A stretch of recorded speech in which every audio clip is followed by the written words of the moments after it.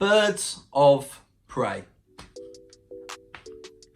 A film that clearly didn't get enough bums on seats at the box office for some crazy reason, but we'll get to that. This is a review about the film, which I really loved. I loved it. I think it was long overdue, a Harley Quinn film, to be perfectly honest. I mean, with that complete and utter garbage we got in Suicide Squad and that awful adaptation of the Joker, I mean, it really was garbage. I mean, like, it was, wasn't it? I mean, I think a lot of people would agree with me. Comic book lovers around the world will agree with me that that was pure garbage, that movie. But the saving grace that came out of that film back in 2016 was Harley Quinn, and it was clearly overdue. It was long overdue, I mean, that we finally were going to get a standalone comic book film regarding this one character. So, I mean, where did it all go wrong? That's not the studio's fault. Is it the audience's fault? Only a certain amount. Now, let me get down to this. Misogyny. So, I mean, if you look on the Google and you look on the Oxford Dictionary itself and you define misogyny, I mean, it's here on your screen right now if you want to see it. It is the dislike and contempt and prejudice against women. Now, I mean, I'm going to be honest, I'm no misogynist, okay? This film was what it was always going to be. It was 90 minutes of woman kicking ass. I mean, I know it's a bit of a marketing problem. I mean, who know who the Birds of Prey were? Who actually knew who the Birds of Prey were?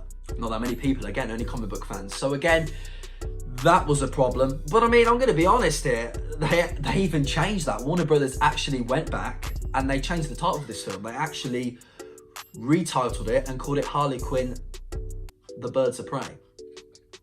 Which is fair enough, okay? Again, that might bring more people in, get more bums on seats. But again, let's not get political about this thing. Misogyny is one thing, being a misogynist is another, but how we look on the aspect on these films, I don't want to get political about it. I don't want to get political about it because the idea of why us fans watch movies is to escape this reality, this realm of reality that we try and escape this political agenda and this political standpoint because it's a pure escapism. That's what it is. Now, let's get on to the film itself. It was brilliant. Probably the best DCU film to date. I mean, come on, like what we got with Justice League, Suicide Squad, Superman, and versus Batman, Dawn of Justice. I mean, even Man of Steel had its problems. The DCU hasn't been too cool, has it? I mean, it's had some really cool moments, but it is very rushed, and it was trying to be something that the MCU was, and it was just so rushed and unplanned that it just never got to that state and frame of mind. You started off with Aquaman, and you had Aquaman, and then after that you had Shazam, which are perfectly, guys, were perfectly fine films. Aquaman was a bit like hero gets girl, hero ends up saving the day, sort of cliche super movie flick. It was okay. Shazam was, I just loved it. I loved Shazam. I mean, it was so spoofy and so funny and enjoyable, and you could just relate with the character. I mean, come on, it was just fun and enjoyable to watch. Again, a success. It took well money-wise, and it's getting a sequel. Well deserved. I can't wait. And then you get Birds of Prey, which again, as I just said, mentioned at the start of the video, it's the best DCU film to date.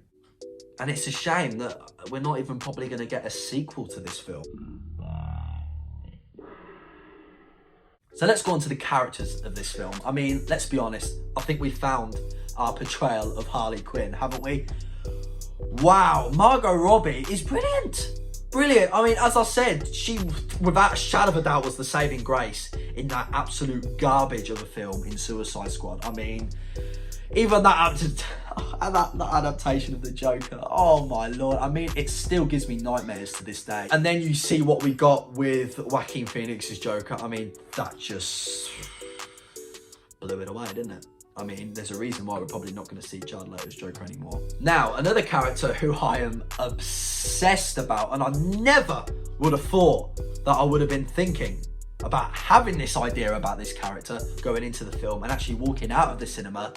Who would have thought leaving that cinema that day thinking I would have want to see more of Ewan McGregor as Black fucking Mass. He was phenomenal. I mean, as I said, it was a very, very spoofy first and second act within that film. And then there was a certain scene in that movie, again, without trying to give spoilers away, there was a certain scene in that movie where I think the tone just flipped completely. And a lot of people that have seen this movie, and you really started taking this guy seriously. I mean, it was just brilliant. McGregor smashed it. I want to see more Black Mass. I mean, with how the film ended, I mean, it's kind of tricky where they can sort of go with that. But with what we got and what we can get, I mean, they can do like a prequel origin story regarding Black Mass, or they can do another part, but obviously, again, prequel to that standalone movie. They can go anyway. You know, there's visionary directors out there that know much more than me, and what they can do is quite genius. So it was brilliant. As I was saying, best DCU film to date. Probably was. I really, really enjoyed it. So whether this film gets a sequel or not, whether we get Gotham City Sirens, I mean, it all comes down. It all comes down to whether, I think the break point was about 100 million more. I think Warner Brothers have got to make 100 million more, and then they can start negotiating whether they want to make a sequel or not. So whether they do that or don't, I mean, it's a shame, because this film was brilliant. It was really fun. It was a fun watch. It's just a shame that probably might not get it. But anyway, I hope you enjoyed the movie review. Now, with people that have subscribed to my channel and people that have stuck subscribed, this is something new. I've always been a film fan all my life, and I just thought this is something different, and I thought maybe this could be just something I do on the side. Just every time I watch movies regularly. So, I mean, this is good to watch something, come back here, review it, put it on the internet, and just...